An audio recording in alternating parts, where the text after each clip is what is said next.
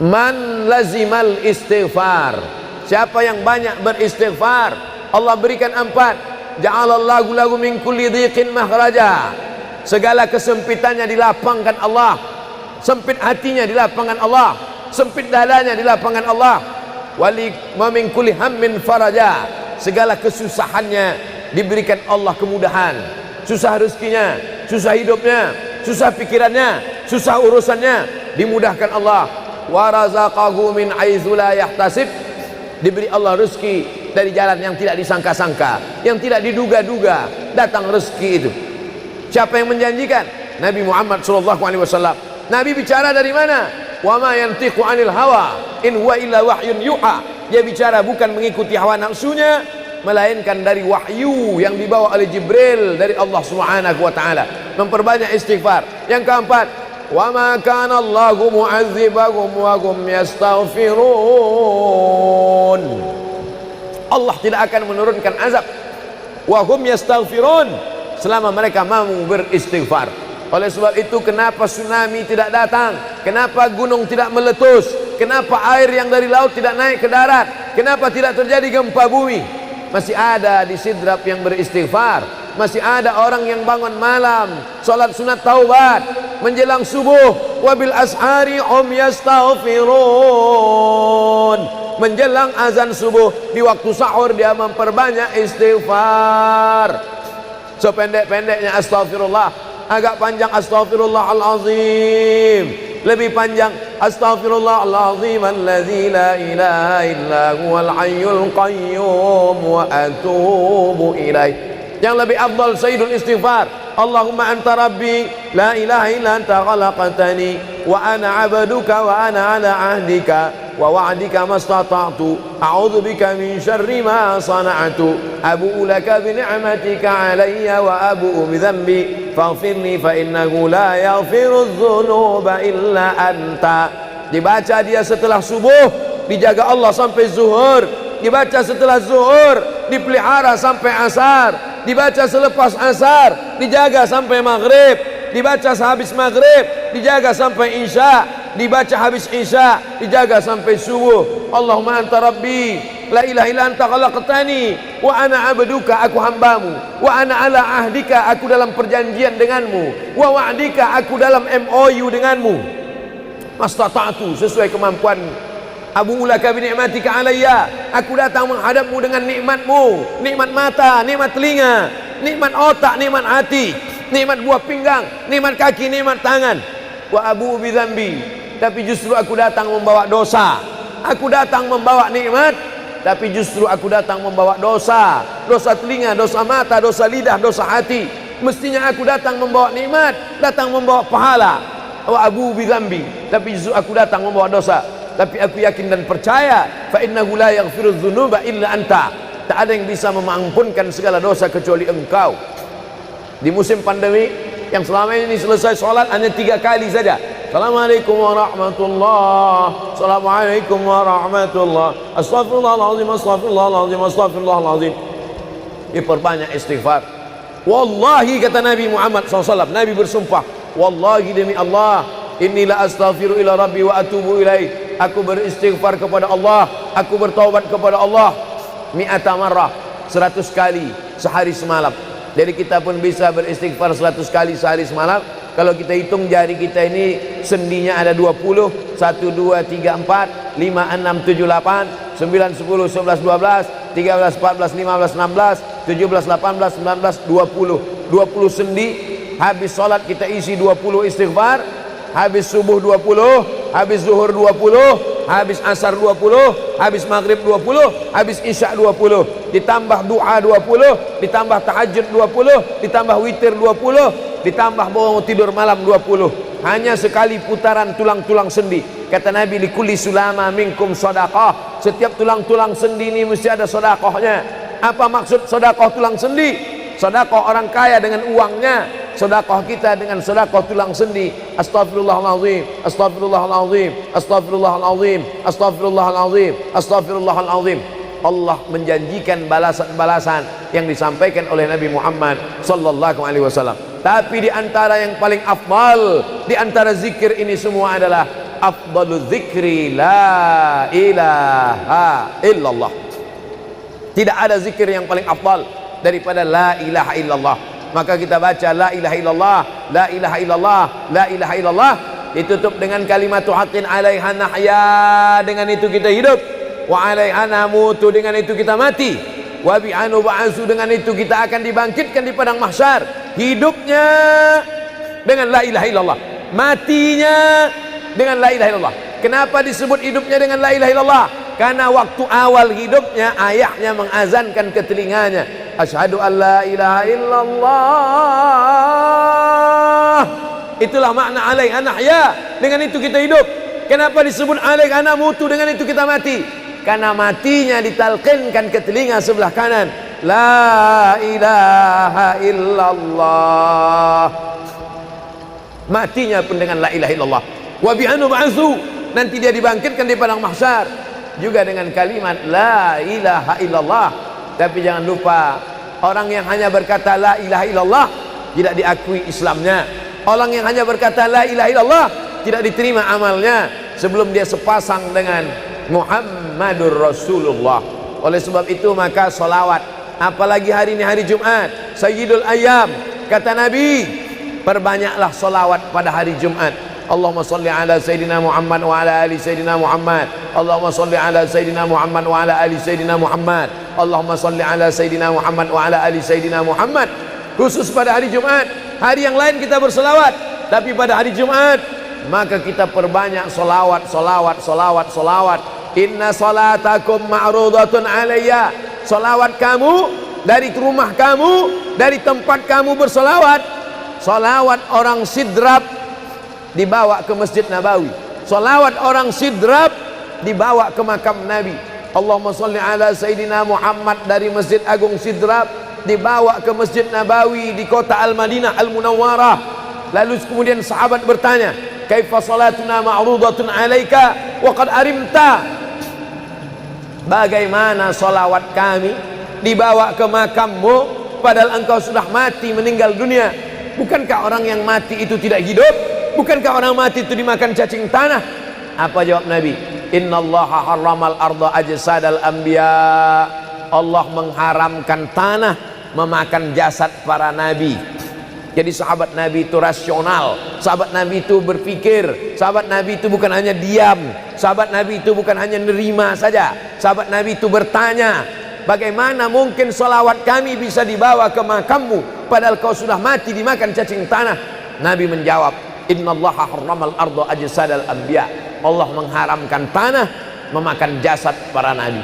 Hari Jumat, pagi Jumat, petang Jumat, malam Jumat, memperbanyak salawat lebih daripada hari biasanya. Allahumma salli ala Sayyidina Muhammad wa ala ali Sayyidina Muhammad. Membaca surat Al-Kahfi.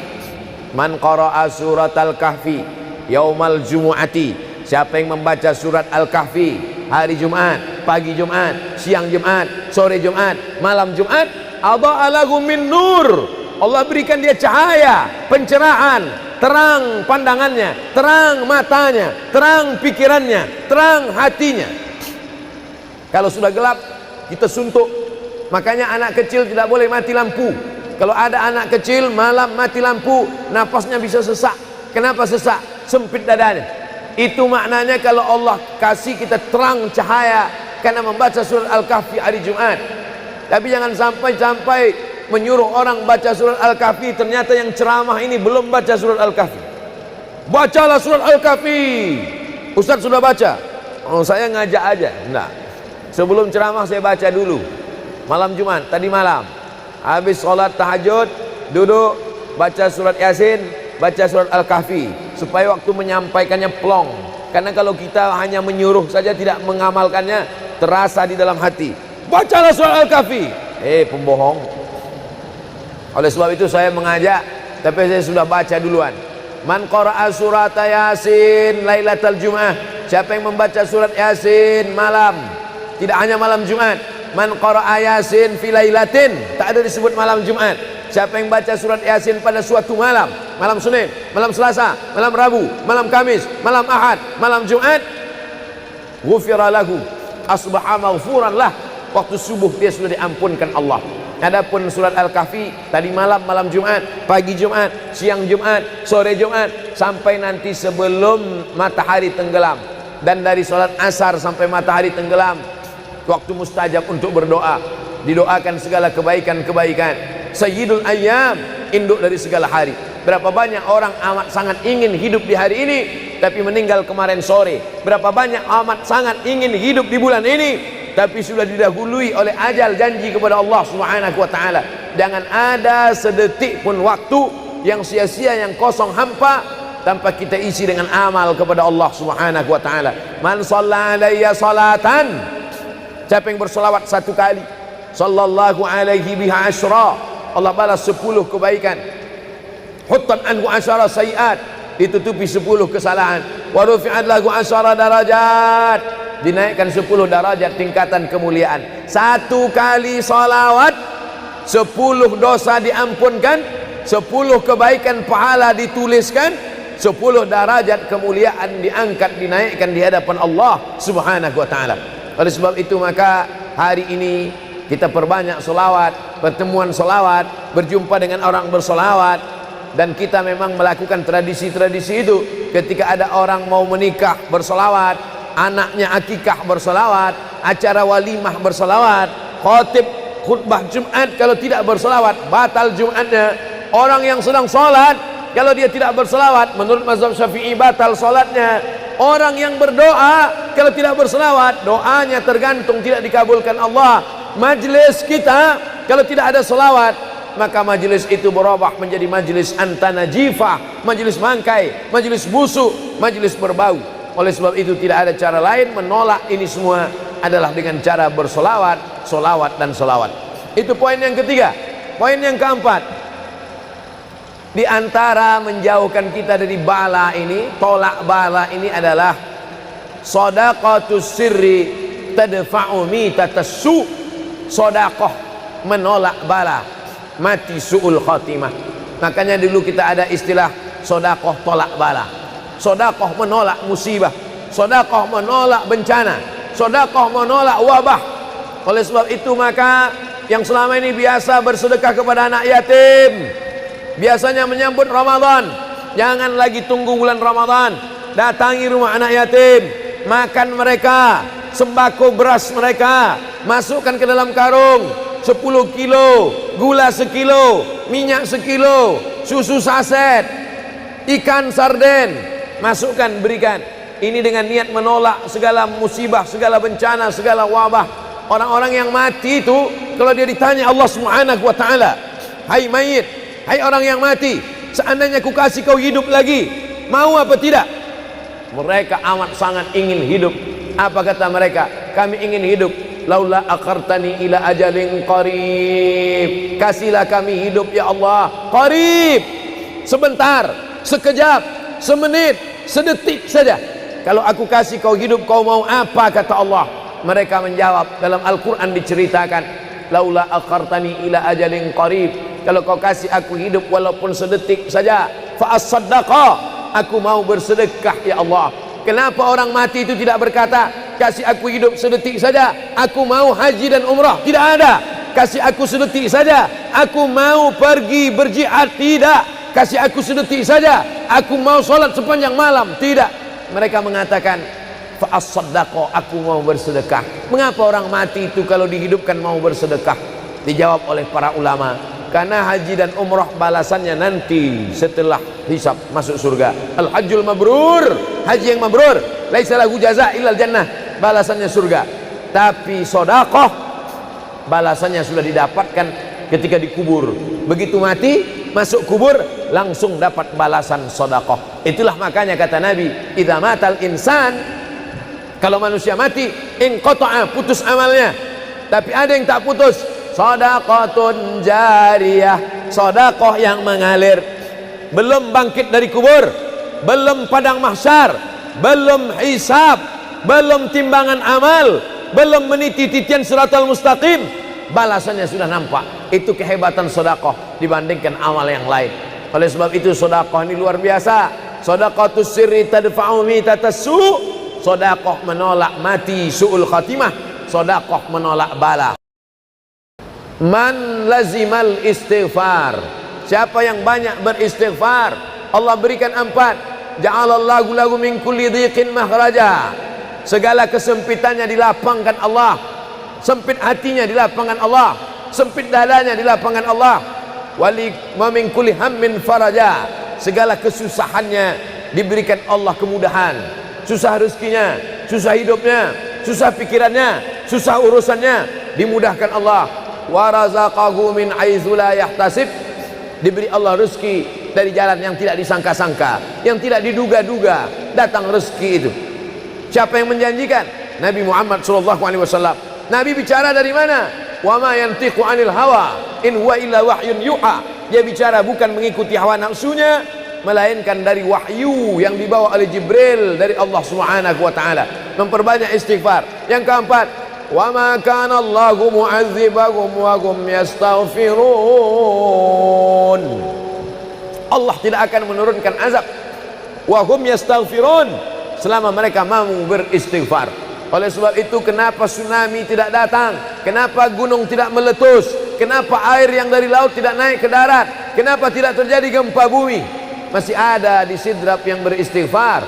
Masih ada orang yang bangun malam, salat sunat taubat menjelang subuh. Wabil ashari hum yastaghfirun. Menjelang azan subuh, di waktu sahur dia memperbanyak istighfar. Sependek-pendeknya astaghfirullah, agak panjang astaghfirullahalazim, lebih panjang astaghfirullahalazim alladzi la ilaha illa huwal hayyul qayyum wa atubu ilaih. Yang lebih afdal sayyidul istighfar, Allahumma anta rabbi la ilaha illa anta khalaqtani wa ana 'abduka wa ana 'ala 'ahdika wa wa'dika mastata'tu a'udzu bika min syarri ma sana'tu abu'u laka bi ni'matika 'alayya wa abu'u bi dhanbi faghfirli fa innahu la yaghfiru dzunuba illa anta. Dibaca dia setelah subuh, dijaga Allah sampai zuhur. Dibaca setelah zuhur, dipelihara sampai asar. Dibaca selepas asar, dijaga sampai maghrib. Dibaca sehabis maghrib, dijaga sampai isya. Dibaca habis isya, dijaga sampai subuh. Allahumma anta rabbi la ilaha illa anta khalaqtani wa ana 'abduka, aku hambamu, wa ana 'ala ahdika, aku dalam perjanjian denganmu, wa wa'dika, aku dalam MOU denganmu, mastata'tu, sesuai kemampuanmu. Abu ulaka bi ni'matika alayya, aku datang menghadapmu dengan nikmatmu, nikmat mata, nikmat telinga, nikmat otak, nikmat hati, nikmat buah pinggang, nikmat kaki, nikmat tangan. Wa abu bi dzambi, tapi justru aku datang membawa dosa. Aku datang membawa nikmat, tapi justru aku datang membawa dosa. Dosa telinga, dosa mata, dosa lidah, dosa hati. Mestinya aku datang membawa nikmat, datang membawa pahala. Wa abu bi dzambi, tapi justru aku datang membawa dosa. Tapi aku yakin dan percaya, fa innahu la yaghfiru dzunuba illa anta, tak ada yang bisa mengampunkan segala dosa kecuali engkau. Di musim pandemi yang selama ini selesai sholat hanya 3 kali saja. Assalamualaikum warahmatullah, assalamualaikum warahmatullah, astaghfirullahaladzim, astaghfirullahaladzim, astaghfirullahaladzim. Diperbanyak istighfar. Wallahi, kata Nabi Muhammad SAW, Nabi bersumpah, wallahi demi Allah, inni la astaghfiru ila rabbi wa atubu ilaih, aku beristighfar kepada Allah, aku bertaubat kepada Allah mi'ata marrah, 100 kali sehari semalam. Jadi kita pun bisa beristighfar 100 kali sehari semalam. Kalau kita hitung jari kita ini sendinya ada 20, 1, 2, 3, 4, 5, 6, 7, 8, 9, 10, 11, 12, 13, 14, 15, 16, 17, 18, 19, 20. 20 sendi. Habis sholat kita isi 20 istighfar, habis subuh 20, habis zuhur 20, habis asar 20, habis maghrib 20, habis isya 20, ditambah doa 20, ditambah tahajud 20, ditambah witir 20, ditambah bangun tidur malam 20. Hanya sekali putaran tulang-tulang sendi. Kata Nabi, likulli sulama minkum sedekah, setiap tulang-tulang sendi ini mesti ada sedekahnya. Apa maksud sedekah tulang sendi? Sedekah orang kaya dengan uangnya, sedekah kita dengan sedekah tulang sendi. Astaghfirullahalazim, astaghfirullahalazim, astaghfirullahalazim, astaghfirullahalazim, astaghfirullahalazim. Allah menjanjikan balasan-balasan yang disampaikan oleh Nabi Muhammad sallallahu alaihi wasallam. Tapi di antara yang paling afdal di antara zikir ini semua adalah afdalu dzikri la ilaha illallah. Tidak ada zikir yang paling afdal daripada la ilaha illallah. Maka kita baca la ilaha illallah, la ilaha illallah, la ilaha illallah, ditutup dengan kalimatu haqqin 'alaiha nahya, dengan itu kita hidup, wa 'alaiha namutu, dengan itu kita mati, wa bi'anu ba'su, dengan itu kita akan dibangkitkan di padang mahsyar. Hidupnya dengan la ilaha illallah, matinya dengan la ilaha illallah. Kenapa disebut hidupnya dengan la ilaha illallah? Karena waktu awal hidupnya ayahnya mengazankan ke telinganya, asyhadu an la ilaha illallah. Itulah makna alaiha nahya, dengan itu kita hidup. Kenapa disebut alaiha namutu, dengan itu kita mati? Karena matinya ditalqinkan ke telinga sebelah kanan, la ilaha illallah. Matinya pun dengan la ilaha illallah. Wa bi'anu ba'su, nanti dia dibangkitkan di padang mahsyar juga dengan kalimat la ilaha illallah. Tapi jangan lupa, orang yang hanya berkata la ilaha illallah tidak diakui Islamnya. Orang yang hanya berkata la ilaha illallah tidak diterima amalnya sebelum dia sepasang dengan Muhammadur Rasulullah. Oleh sebab itu maka salawat, apalagi hari ini hari Jumat, Sayyidul Ayyam, kata Nabi, perbanyaklah salawat pada hari Jumat. Allahumma salli ala Sayyidina Muhammad wa ala ali Sayyidina Muhammad. Allahumma salli ala Sayyidina Muhammad wa ala ali Sayyidina Muhammad. Allahumma salli ala Sayyidina Muhammad wa ala ali Sayyidina Muhammad. Khusus pada hari Jumat. Hari yang lain kita berselawat, tapi pada hari Jumat maka kita perbanyak solawat, solawat, solawat, solawat. Inna salatakum ma'rudatun alayya. Solawat kamu dari rumah kamu, dari tempat kamu bersolawat. Solawat orang sidrap dibawa ke Masjid Nabawi. Solawat orang sidrap dibawa ke makam Nabi. Allahumma salli ala Sayyidina Muhammad dari Masjid Agung Sidrap dibawa ke Masjid Nabawi di kota Al-Madinah Al-Munawwarah. Lalu kemudian sahabat bertanya, kaifa salatuna ma'rudatun alaika wa qad arimta? Bagaimana solawat kami dibawa ke makammu padahal engkau sudah mati, meninggal dunia? Bukankah orang yang mati itu tidak hidup? Bukankah orang mati itu dimakan cacing tanah? Apa jawab Nabi? Innallaha harramal arda ajsadal anbiya. Allah mengharamkan tanah memakan jasad para nabi. Jadi sahabat Nabi itu rasional, sahabat Nabi itu berpikir, sahabat Nabi itu bukan hanya diam, sahabat Nabi itu bukan hanya nerima saja, sahabat Nabi itu bertanya, bagaimana mungkin salawat kami bisa dibawa ke makammu padahal kau sudah mati dimakan cacing tanah? Nabi menjawab, innallaha harramal arda ajsadal anbiya. Allah mengharamkan tanah memakan jasad para nabi. Hari Jumat, pagi Jumat, petang Jumat, malam Jumat, memperbanyak salawat lebih daripada hari biasanya. Allahumma salli ala Sayyidina Muhammad wa ala ali Sayyidina Muhammad. Membaca surat Al-Kahfi. Man qara'a surat Al-Kahfi yaumal jumu'ati. Siapa yang membaca surat Al-Kahfi hari Jumat, pagi Jumat, siang Jumat, sore Jumat, malam Jumat, adha'a lahu min nur. Allah berikan dia cahaya, pencerahan, terang pandangannya, terang matanya, terang pikirannya, terang hatinya. Kalau sudah gelap, kita suntuk. Makanya anak kecil tidak boleh mati lampu. Kalau ada anak kecil malam mati lampu, nafasnya bisa sesak. Kenapa sesak? Sempit dadanya. Itu maknanya kalau Allah kasih kita terang cahaya karena membaca surat Al-Kahfi hari Jumat. Tapi jangan sampai menyuruh orang baca surat Al-Kahfi, ternyata yang ceramah ini belum baca surat Al-Kahfi. Bacalah surat Al-Kahfi. Ustaz sudah baca? Oh, saya ngajak aja. Enggak. Sebelum ceramah saya baca dulu. Malam Jumat, tadi malam. Habis sholat tahajud, duduk, baca surat Yasin, baca surat Al-Kahfi. Supaya waktu menyampaikannya plong. Karena kalau kita hanya menyuruh saja tidak mengamalkannya, terasa di dalam hati. Bacalah surat Al-Kahfi. Pembohong. Oleh sebab itu saya mengajak, tapi saya sudah baca duluan. Man qara'a surat Yasin lailatal Jum'ah. Siapa yang membaca surat Yasin malam, tidak hanya malam Jumat. Man qara'a Yasin fi lailatin, tak ada disebut malam Jumat.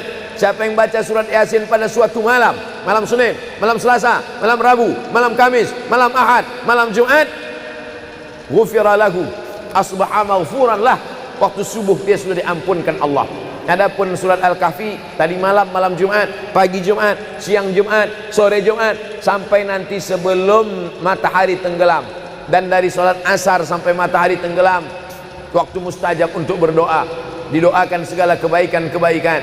Sayyidul ayyam, induk dari segala hari. Berapa banyak orang amat sangat ingin hidup di hari ini, tapi meninggal kemarin sore. Berapa banyak amat sangat ingin hidup di bulan ini, tapi sudah didahului oleh ajal, janji kepada Allah Subhanahu wa taala. Jangan ada sedetik pun waktu yang sia-sia, yang kosong hampa, tanpa kita isi dengan amal kepada Allah Subhanahu wa taala. Man shalla alayya salatan, siapa yang bersolawat satu kali, sallallahu alaihi biha asyra, Allah balas 10 kebaikan. Huttan anhu asyara sayiat, ditutupi 10 kesalahan. Wa rufi'at lahu asyara darajat, dinaikkan 10 darajat tingkatan kemuliaan. Satu kali salawat 10 dosa diampunkan, 10 kebaikan pahala dituliskan, 10 darajat kemuliaan diangkat, dinaikkan di hadapan Allah Subhanahu wa taala. Oleh sebab itu maka hari ini kita perbanyak solawat, pertemuan solawat, berjumpa dengan orang bersolawat. Dan kita memang melakukan tradisi-tradisi itu. Ketika ada orang mau menikah bersolawat, anaknya akikah bersolawat, acara walimah bersolawat, khotib khutbah Jumat kalau tidak bersolawat batal Jumatnya. Orang yang sedang sholat kalau dia tidak bersolawat, menurut mazhab Syafi'i batal sholatnya. Orang yang berdoa kalau tidak bersolawat, doanya tergantung tidak dikabulkan Allah. Majlis kita kalau tidak ada solawat, maka majlis itu berubah menjadi majlis antanajifah, majlis mangkai, majlis busuk, majlis berbau. Oleh sebab itu tidak ada cara lain menolak ini semua adalah dengan cara bersolawat, solawat dan solawat. Itu poin yang ketiga. Poin yang keempat, di antara menjauhkan kita dari bala ini, tolak bala ini adalah shadaqatus sirri tadfa'u mitatas su. Sedekah menolak bala, mati su'ul khatimah. Makanya dulu kita ada istilah sedekah tolak bala. Sedekah menolak musibah, sedekah menolak bencana, sedekah menolak wabah.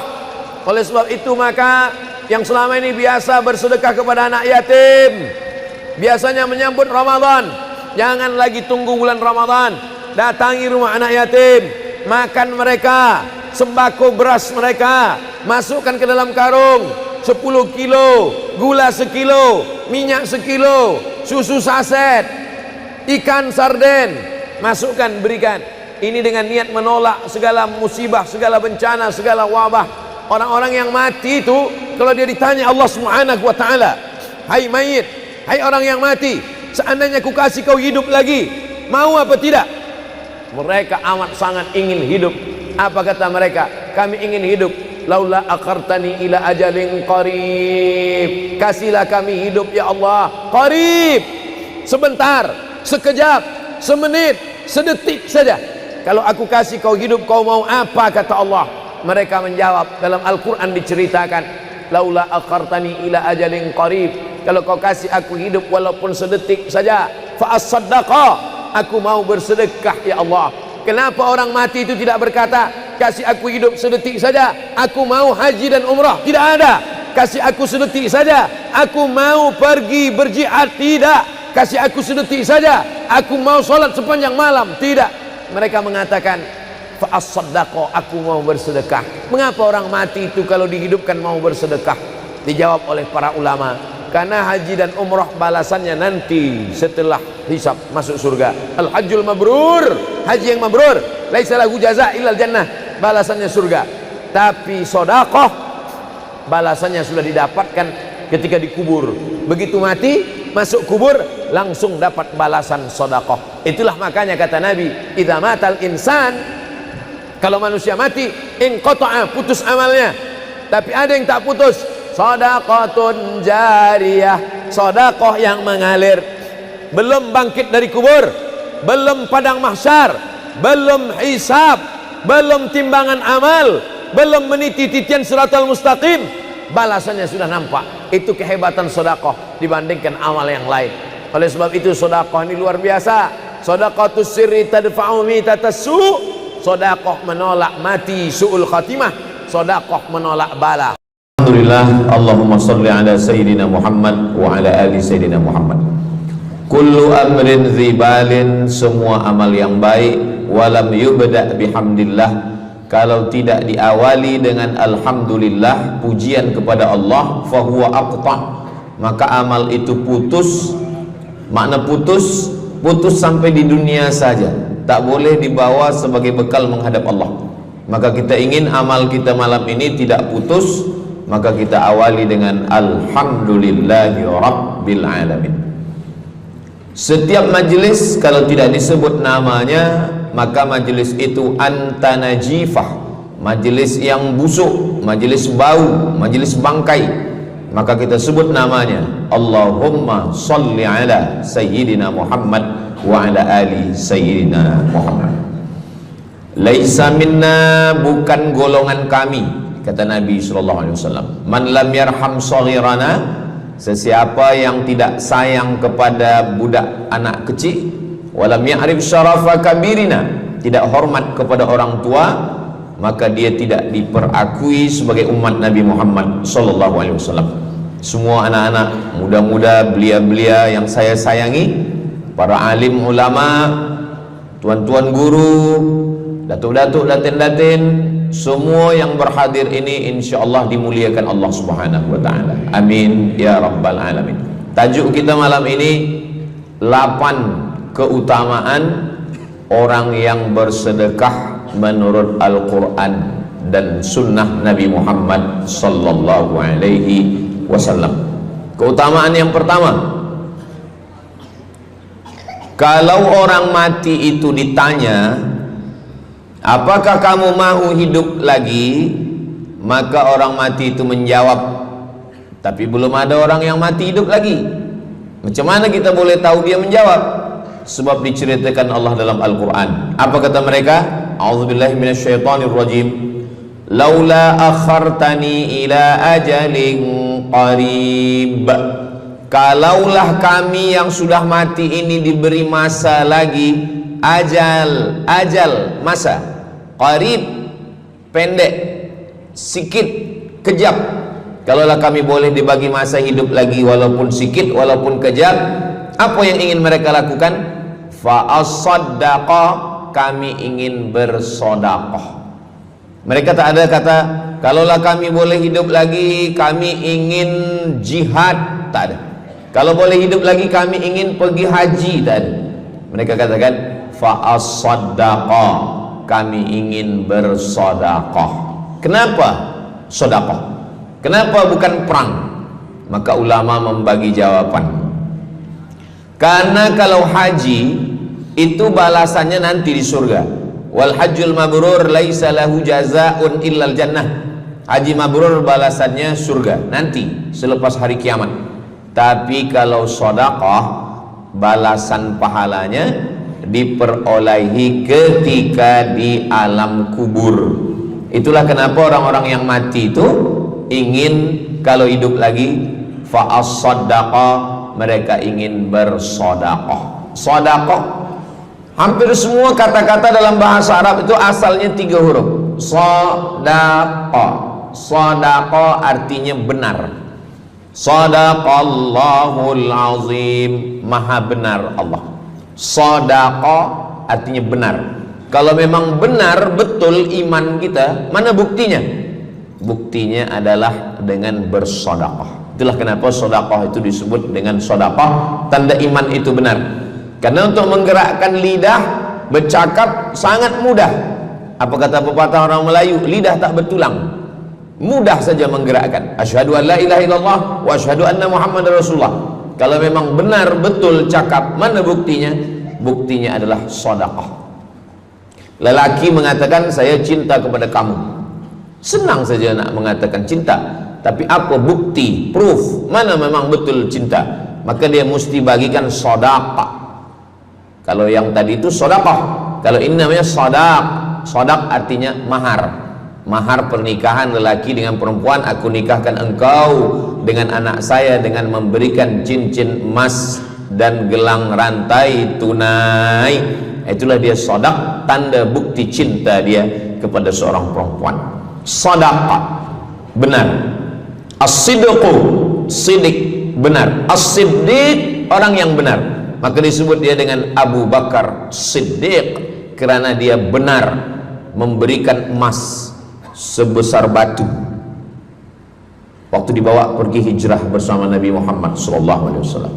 Maka dia disebut dengan Siddiq kerana dia benar imannya dengan memberikan sedekah. Tapi ada makna siddiq yang lain, ketika yang lain mendustakan Nabi, tak percaya kepada Isra Mi'raj, dialah orang yang percaya, maka disebut dia dengan Siddiq. Siddiq dari kata sadaq, benar, karena iman dia yang benar. Mana bukti, proof bahwa iman dia benar? Dia bersedekah, membagikan emasnya sebesar batu. Nama dia Abu Bakar Siddiq. Nama ayah dia Abu Quhafah. Ayah dia tak Islam. Apa kata ayah dia? Habislah emas Abu Bakar itu dibawa Muhammad sallallahu alaihi wasallam. Anak Abu Bakar itu namanya Asma. Asma, mana emas ayah kamu? Dah habis dibawa Muhammad. Dia benci betul dengan Nabi Muhammad. Datang Asma, dia ambil batu, dia masukkan ke dalam kain. Kata Asma, emas ayah tu masih ada dalam kain, Datuk. Lalu Abu Quhafah memegang. Abu Quhafah ni buta, dia tak nampak. Oh ya, masih ada lagi. Rupanya emas itu sudah dibawa hijrah bersama Rasulullah sallallahu alaihi wasallam. Makanya kata Nabi, "Lau anfaqa ahadukum mithla Uhudin zahaban." Seandainya ada di antara kamu yang boleh berwakaf emas walaupun sebesar Bukit Uhud. Bukit Uhud itu panjangnya 7 km. Seandainya ada di antara kamu yang boleh berwakaf emas sebesar Bukit Uhud, itu tak sampai setengah tapak tangan Sayyidina Abu Bakar Siddiq. Kenapa? Sebab kalau sekarang ada orang bersedekah banyak, memanglah sekarang sudah aman. Tapi masa itu masa susah, masa payah, Abu Bakar Siddiq menunjukkan bukti keimanannya. Ini keutamaan yang pertama menurut Al-Quran. Kenapa orang bersedekah? Kerana orang-orang mati, kalau dia boleh bagi tambah umur hidup lagi, mereka berkata fa'as-saddaqa, kami ingin bersedekah. Itu yang pertama. Yang kedua, sampai berapa nih? Sampai 8. Tadi saya dibagi tahu Ustadz sampai 8. Atau tak pun sampai 8, kalau dah habis 60 menit habis. Yang kedua, idza sama'un fatarat, langit terbelah. Wa idzal kawakibun tasarat, planet bertembung, berjatuhan. Wa idzal biharu fujirat, lautan diletupkan, tsunami namanya. Wa idzal quburu bu'athirat, semua yang dikubur dibangkitkan. Selepas itu kita pun bangkit dari kubur. Innama amruhu idza arada syai'an ayyakula lahu kun fayakun. Bila kita bangkit, tak ada atap, tak ada dinding, tak ada pokok kayu, semua gunung-gunung macam bulu kambing dihembus angin. Wa takunul jibalu kal ihnil manfush, macam bulu kambing dihembus angin. Di mana kita bernaung, di mana kita berlindung? Kata Nabi sallallahu alaihi wasallam. Ini yang kedua. Kullu mri'in tahta zilli sadaqatihi, orang akan bernaung di bawah sedekah. Bukan bernaung di bawah haji, bukan bernaung di bawah sembahyang, bukan bernaung di bawah puasa, tapi tempat bernaung atap adalah sedekah. Tapi jangan sebab kita kaji sedekah malam ni, esok subuh tak sembahyang. Awak tak sembahyang, kita bernaung di bawah sedekah. Betul, memang bernaung di bawah sedekah, tapi tiangnya sembahyang. As-salatu imaduddin, sembahyang, salat itu adalah tiang daripada agama. Maka tempat kita berlindung, tempat kita bernaung nanti adalah sedekah. Ada yang tenggelam kerana peluh saking panasnya, ada yang tenggelam kerana peluh sampai ke lutut, ada sampai ke pinggang, ada sampai ke leher, ada yang tenggelam habis. Tapi ada orang yang merasa sejuk, selesa. Kenapa? Kullu mri'in tahta zilli sadaqatihi, orang akan bernaung di bawah sedekah. Orang-orang yang membina masjid, macam mana mahalnya masjid, jutaan ringgit, maka ketika dia mati menghadap Allah Subhanahu wa taala, semua kepanasan, semua terik matahari sejengkal dari ubun-ubun kepala, tapi ada orang yang tahta zilli sadaqatihi, dia akan bernaung di bawah sedekah. Mudah-mudahan panjang umur, Allah bagi kita rezeki supaya kita boleh bernaung di bawah sedekah kita nanti insyaallah. Kita masa siang 12 jam, malam 12 jam, tapi di akhirat nanti 50 alfasanah, 50.000 tahun, belum tentu lagi diputuskan di pengadilan Allah Subhanahu wa taala. Datang orang menghadap Nabi Adam, wahai Adam, kami sudah kepanasan, kami tak tahan di padang mahsyar ini. Kata Nabi Adam, saya malu menghadap Allah. Dulu kata Allah, la taqraba hadhihi syajarah, jangan dekati pokok kuldi, fatakuna minaz zalimin, nanti engkau jadi orang zalim. Fa azallahuma syaitan, tapi digoda syaitan. Lalu kemudian Nabi Adam bertaubat. Doa yang paling tua doa Nabi Adam, Rabbana zalamna anfusana wa illam taghfir lana wa tarhamna lanakunanna minal khasirin. Datang mereka menghadap kepada Nabi Nuh. Cepatlah Nabi Nuh menghadap kepada Allah supaya diputuskan mahkamah ini. Kata Nabi Nuh, saya malu menghadap Allah. Anak saya Kan'an, masa saya panggil, ya bunayya, wahai anak saya Kan'an, irkam ma'ana, ayo mari naik ke atas perahu sampan ayah. Apa kata Kan'an? Sa'awi ila jabali ya'simuni minal ma, saya naik sampan, saya naik ke atas bukit, saya akan selamat. Rupa-rupanya hujan 40 hari 40 malam, tenggelam. Kita belum lagi 40 hari 40 malam, baru 2 hari buaya dah naik ke jalan. Macam mana 40 hari 40 malam? Maka saat itu, saat anaknya Kan'an akan tenggelam, apa kata Nabi Nuh? Ya Rabbi, ya Allah, inna bni min ahli, itu anakku ya Allah. Allah marah. Apa kata Allah? Innahu laisa min ahlik, dia bukan anakmu. Innahu amalun ghairu salih, karena amal dia tak baik. Nabi Nuh malu menghadap Allah. Datang mereka kepada Nabi Musa alaihissalam. Kata Nabi Musa, saya pun malu menghadap Allah kerana perbuatan Bani Israel, umat saya jahat. Mereka datang menghadap Nabi Isa. Kata Nabi Isa, saya malu menghadap Allah kerana mereka menyembah saya selepas saya meninggalkan mereka.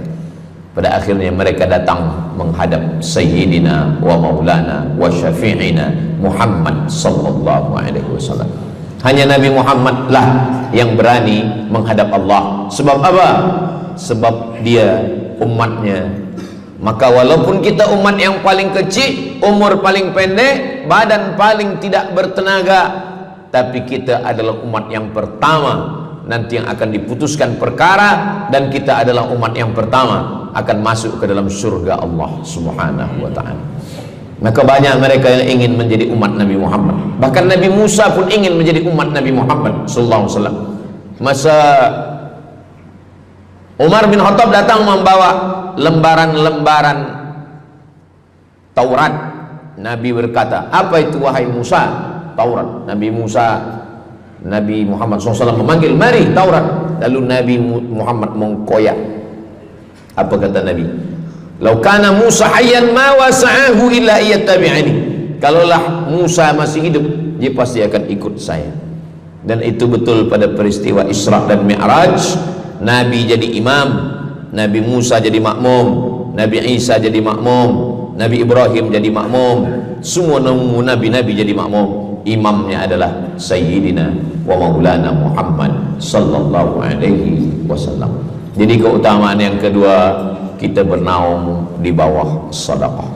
Yang ketiga, sadaqatus sirri tutfi'u ghadabar rabbi kama yatfa'ul ma'an nar. Sedekah memadamkan api neraka seperti air yang memadamkan api. Kita kalau nampak api, mudah-mudahan kita selamat daripada terbakar, amin. Lalu kemudian datang api, kita padamkan dengan air. Lalu kemudian macam mana memadamkan api neraka? Air sebanyak apa yang boleh memadamkan? Maka kata Nabi SAW, keutamaan yang ketiga adalah sadaqatus sirri tutfi'u ghadabar rabbi, sedekah memadamkan api neraka. Jadi kalau kita dulu banyak silap, banyak salah, banyak dosa. Kullu bani Adam, semua manusia ini khata'un, semua pernah salah, pernah mabuk, pernah berzina, pernah minum khamar, pernah berjudi.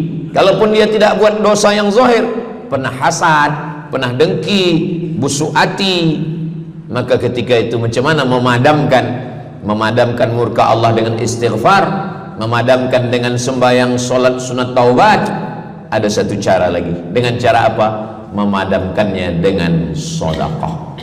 Tudfi'u ghadabar rabbi, memadamkan murka marah Allah Subhanahu wa taala, padam dengan sedekah. Tapi tentu saja sedekah yang ikhlas kerana Allah Subhanahu wa taala. Datang seorang yang sudah banyak dosa menghadap Nabi, menghadap pendeta Yahudi. Wahai pendeta Yahudi, saya ini banyak salah, banyak dosa. Saya sudah membunuh 99 orang. Apakah mungkin Tuhan mengampunkan dosa saya? Kata pendeta Yahudi, Tuhan tidak mengampuni dosa kamu karena kamu sudah membunuh. Dia cabut pisau dia. Kalau begitu, kamulah yang ke-100. Dia dah bunuh 99. Itu maka saya takut juga kalau datang orang. Ustaz Somad, apakah Allah mengampuni dosa saya? Apa dosa kamu? Membunuh orang. Ayo Allah ampunkan dosa. Faqtulu anfusakum, bunuhlah diri kamu. Surat Al-Baqarah. Bunuhlah diri kamu. Fataba alaikum, Allah menerima taubat kamu dengan membunuh diri. Sebab Bani Israel minta ampun kepada Allah bukan dengan istighfar, minta ampun kepada Allah bukan dengan sembahyang taubat. Bani Israel kalau dia minta ampun kepada Allah dulu zaman Nabi Musa, dia ambil pedang, dia ambil parang panjang, dia cari orang yang sama-sama berdosa. Saya ada dosa, saya cari tuan-tuan yang ada dosa. Tuan ada dosa? Ada. Kita nak bertaubat? Ya, ayo kita. Nanti kita sama-sama cincang. Nanti tuan cincang saya cincang tuan. Kita sama-sama mati. Baru Allah ampunkan dosa. Faqtulu anfusakum, bunuhlah diri kamu. Fataba alaikum, Allah menerima taubat kamu. Tapi syariat Nabi Muhammad sallallahu alaihi wasallam, ma min muslimin yuznibu dzamban, kalau ada yang silap khilaf salah, summa yatatahhar, mandi taubat. Apalagi kita di Bandar Seri Begawan, bila tadi pesawat terbang nak landing turun, nampak cantik laut keliling. Jadi siapa nak mandi taubat, pergi ke laut. Kalau sampai ke tengah laut, bukan cuma dosa hilang, orangnya hilang sekali. Aku mandi taubat, saya mandi taubat. Selepas mandi taubat, tak boleh mandi taubat, wudu. Tak boleh wudu, tayamum. Selepas itu sembahyang sunat taubat. Usolli sunnatat taubat raka'ataini lillahi ta'ala. Dosanya perlu sebut, jangan sebut. Ada seorang lelaki, maaf, nafsu dia tinggi. Lalu di jalan dia nampak perempuan. Selepas itu maaf, dia cium. Selepas itu dia datang ke Nabi, dia mengadu, ya Rasulullah, tadi saya melakukan begini-begini. Tegak Umar bin Khattab, Allah sudah tutupi, kenapa kamu bukakan di hadapan orang ramai? Allah mengampuni manusia kecuali al-mujahirun. Al-mujahirun menampakkan dosanya dan bangga dengan dosanya. Ini orang akhir zaman ini sekarang banyak mujahirun. Dia mabuk, dia live streaming. Hai guys, dah mabuk ke malam ni? Ini al-mujahirun. Maka ulil amri mesti ambil hukum. Tapi orang yang pernah berdosa, pernah silap, pernah salah, jangan cerita lagi, tutup. Suami-suami kalau bertobat kepada Allah, mengadu kepada Allah, cukup. Jangan cerita ke istri. Allah menerima, istri tak terima. Jadi taubat cukup kepada Allah Subhanahu wa taala, mengadu dah. Bangkit tahajud malam minta kepada Allah. Jangan suara kuat-kuat. Cukup. Sebab tidak semua kejujuran boleh diterima orang lain. Tak semua perempuan boleh menerima kejujuran. Sakit hati dia. Allah Subhanahu wa taala Maha Pengampun. Selepas itu kemudian wa asbi'is sayyi'atal hasanata, dosa-dosa silap khilaf masa lalu bagaimana menutupinya? Hasanata, perbuatan baik. Sembahyang baik, sholat baik, tapi ada yang paling baik. Apa dia? Shadaqatus sirri, memperbanyak sedekah, memadamkan murka Allah seperti api dipadamkan oleh air. Marah itu adalah kobaran dari api neraka. Bila kita sedang marah, itu adalah api neraka lahab. Lahab itu artinya berkobar. Lahab pakai ba, lahab. Sebab saya pernah juga lalu di satu jalan, ada rumah makan, restoran Abu Lahab, pakai P, lahab, mungkin lahab, makan lahab. Allah Subhanahu wa taala memadamkan murkanya. Inna rahmati sabaqat ghadabi, rahmatku lebih cepat daripada murkaku. Memang Allah marah, tapi ketika dia berbagi kepada orang lain, dia tutupi dosanya di masa yang lalu. Syarat taubat 3. Yang pertama, an-nadamu fil qalbi, menyesal dalam hati. Yang kedua, al-iqraru bil lisani, nyatakan dengan lisan, astaghfirullahalazim. Yang ketiga, al-itmaru alla ya'uda ilaihi abadan, tekad saya tidak akan buat lagi sampai mati. Namanya taubat nasuha. Nasuha, 3 huruf. Nasoha artinya menyaring madu. Datang orang memanjat pokok kayu, dia ambil parang panjang, dia potong sarang lebah jatuh ke bawah, disaring dengan kain tipis, lalu kemudian tersangkut di atas kain. Lilinnya tersangkut, lebahnya tersangkut, anak lebah tersangkut, rantingnya tersangkut, dahannya tersangkut, maka keluarlah madu. Itu bahasa Arabnya namanya nasuha. Apa makna nasuha? Menyaring dosa-dosa sehingga yang tinggal hanya amal soleh, yang sampah-sampah tersangkut. Sekarang susah nak minum madu yang asli, banyak palsu. Macam mana Ustaz, saya ni suka spesihat minum madu, apa tanda madu ni asli? Bawa pulang ke rumah, kalau istri marah itu asli.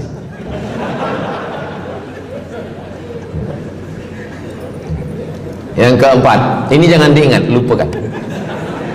Yang keempat, apa itu keutamaan sedekah? Kata Nabi SAW, as-sadaqatu, sedekah itu tadfa'u mitatas su', menolak mati su'ul khatimah. Tak ada guna amal elok baik kalau mati dalam keadaan su'ul khatimah. Kita selalu berdoa, Allahumma khtim lana bihusnil khatimah. Maka cara untuk menolak mati su'ul khatimah ini adalah dengan cara sedekah. Banyak orang mati husnul khatimah, bukan ulama, meninggal di dalam Masjidil Haram sedang pakai ihram, selepas tawaf di belakang makam Ibrahim ketika sedang sujud terakhir. Itulah mati yang paling indah. Dalam wudhu sedang sembahyang, di sujud terakhir dalam tanah haram, dalam Masjidil Haram, di belakang makam Ibrahim. Meninggal, dibawa jenazah balik. Orang datang bertanya kepada ibunya, dia masih pemuda belia, apakah dia ulama? Dia bukan ulama. Kenapa dia mulia betul? Apakah dia pernah perang ke Palestina? Tidak. 2-3 hari selepas itu datang satu perempuan membawa budak kecil. Kamu siapa? Kami adalah orang yang tiap bulan dapat kiriman beras, minyak dan makanan dari pemuda ini. Saya maaf, seorang janda, ini anak-anak saya, dan dia selalu bagikan uang dia untuk makankan. Jadi nanti kalau ada orang meninggal, tiba-tiba selepas itu datang janda membawa anak, itu tanda husnul khatimah. Sebab dia belum nikah, dia masih lajang. Allah menunjukkan bahwa kalau engkau berbuat sedekah, maka Allah Subhanahu wa taala memberikan keutamaan husnul khatimah. Bukan setakat diselamatkan dari su'ul khatimah, tapi mendapatkan husnul khatimah. Ada seorang dari Maghribi, dari Maroko, Mesir, Libya, Tunisia, Algeria, Maghribi. Orang Maghribi ini bermimpi. Dalam mimpinya dia berjumpa dengan Nabi Muhammad SAW. Kata Nabi, engkau pergi ke Saudi Arabia, cari di kampung ini, nanti engkau jumpai seorang pemuda, sampaikan salamku kepada dia, katakan dia penghuni surga. Malam pertama mimpi, iya ke? Tidak ke? Jangan-jangan setan. Tak betul. Malam kedua mimpinya sama. Engkau pergi ke Saudi Arabia, datangi kampung ini, jumpai seorang pemuda namanya si fulan, bagi tahu ke dia, salamku untuk dia, sampaikan kepada dia bahwa dia penghuni surga. Nah, 2 kali. Ini udah agak kuat. Tunggu 3 kali, sampai 3 malam mimpinya sama. Akhirnya orang Maghrib ini terbang dari Casablanca sampai ke Jeddah. Dari Jeddah dia cari kampung yang disebut dalam mimpi, sampai itu dia cari pemuda. Adakah di kampung ini seorang pemuda namanya si fulan? Betul. Dia tengok biasa saja, bukan ulama, bukan macam Musa Abdul Somad. Tak mungkin mimpi salah 3 kali betul-betul. Lalu disampaikan kepada dia, fulan, saya 3 malam bermimpi Rasul SAW menyampaikan salam kepada engkau, Assalamualaikum. Kata Nabi, engkau adalah penghuni surga. Dia pun terkejut. Saya bukan ulama, saya orang biasa. Apa amal kamu? Sembahyang saya biasa saja, puasa sunat saya biasa saja. Hanya saja saya tak pernah menyimpan hasad dendam, dan saya selalu membagikan uang kepada fakir miskin, anak yatim dan duafa. Selepas mendapatkan itu dia pun menangis, dia pun bersedih karena dia merasa dia tak layak dicintai, karena dia merasa banyak silap, banyak salah. Rupanya rahmat Allah itu turun bukan kepada orang yang alim tapi sombong, bukan kepada orang yang kaya tapi takbur, tapi kepada orang yang hatinya hancur berkeping karena takut kepada Allah Subhanahu wa ta'ala. Selepas itu dia pun meninggal dalam keadaan husnul khatimah setelah mendapatkan janji dari Rasulullah sallallahu alaihi wasallam. Apa maknanya?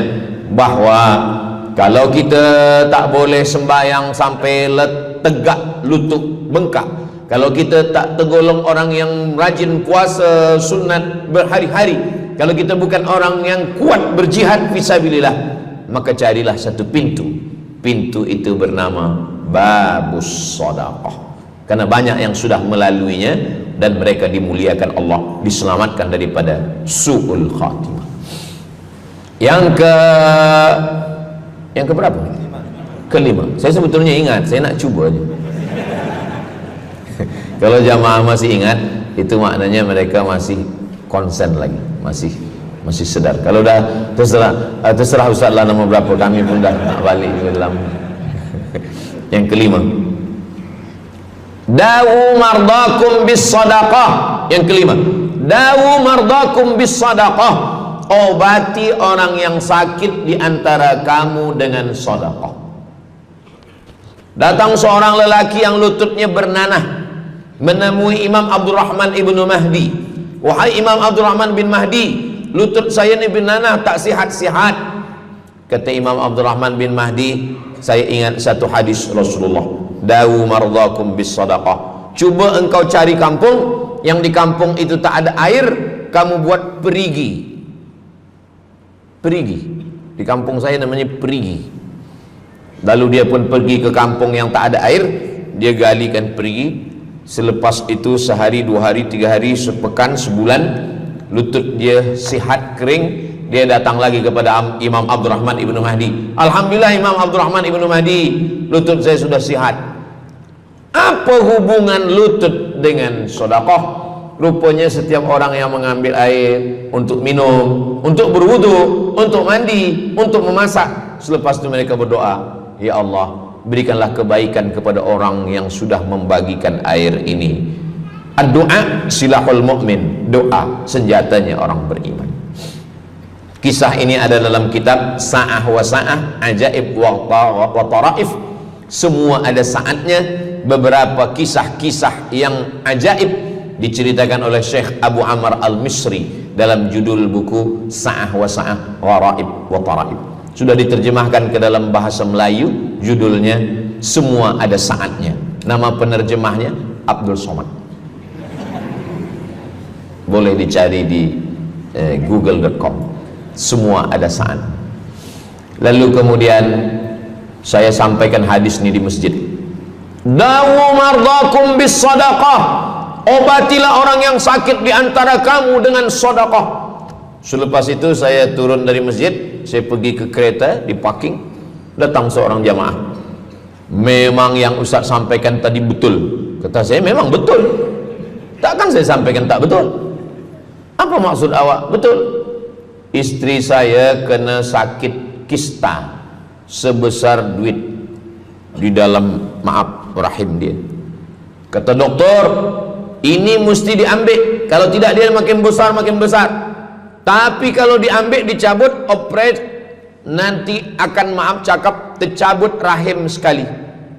Dan kalau rahim tercabut, maka nanti tidak boleh mengandung. Mendengar itu istrinya menangis, suaminya tersenyum. Yang senyum budak kecil pula.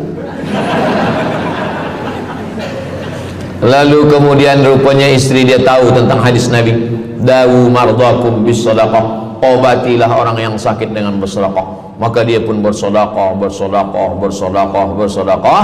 Selepas itu mereka pergi lagi medical check up ke hospital. Sampai di hospital dicek USG, rupanya kista itu makin kecil, kecil, kecil, kecil dan hilang. Doktor tu pula bertanya balik, awak makan apa? Saya makan nasi, kata dia. Minum apa? Minum teh tarik.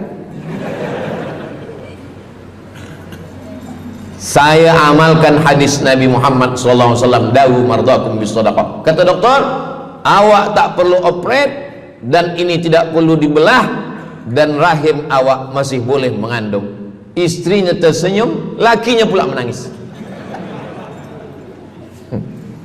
Begitulah Allah Subhanahu wa ta'ala. Syekh Abu Amr Al-Misri bercerita tentang seorang perempuan di Saudi Arabia. Dia pergi ke Amerika.